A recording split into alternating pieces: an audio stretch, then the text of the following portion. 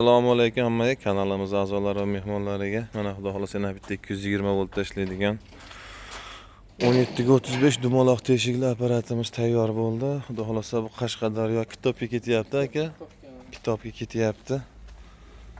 Egalari ham kelishgan. Hozir bitta ishlatib g'ish qo'yib ko'rsatib bersak, bu yog'ini kitobda davom ettiramiz xudo xolasa. Kimga mana shunaqangi uskunalar kerak bo'lsa, bemalol murojaat qilaverasizlar.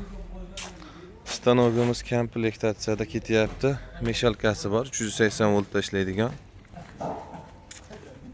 Mana 3 fazali meshalkamiz. 7,5 kilovatlik motor bilan jihozlangan, bardovoy reduktor. Meshalkalarimiz hozir kechqurun egalar kelishganda yurg'izib beringlar deyishdi, shunga yurg'izib ko'rsatib beryapmiz. Xullas, kimga mana shunaqangi uskunalar kerak bo'lsa, bemalol murojaat qilaverasizlar. Ekranda telefon raqam qoldiramiz. Qo'ldan kelgancha tayyorlab, ustanovka qilib yurg'izib beramiz, xudo xolasa. Bu seldan keyin xudo xolasa kechqurun yomg'ir tingandan ishlar boshladigani.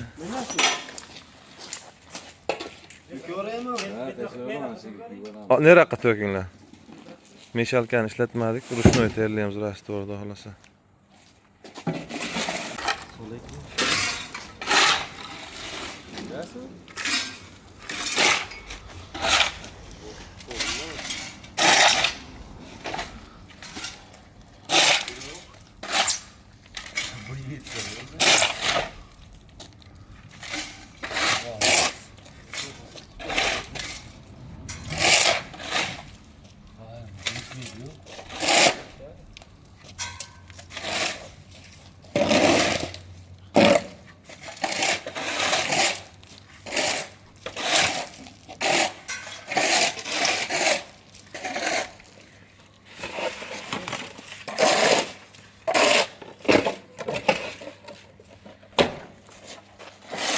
Buran kira yapıyorlar.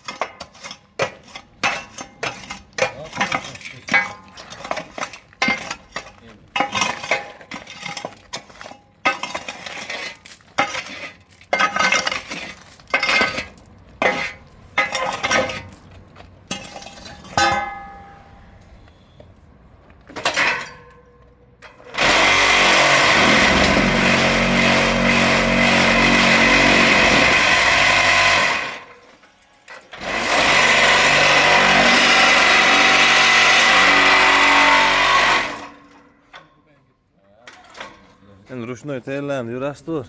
Ham yomg'irda nima bo'pti? Endi meshalkada bo'lmaydi baribir. Ha, birinchi ikki qilardim. To'g'risini birinchi g'ishlarimiz chiqdi.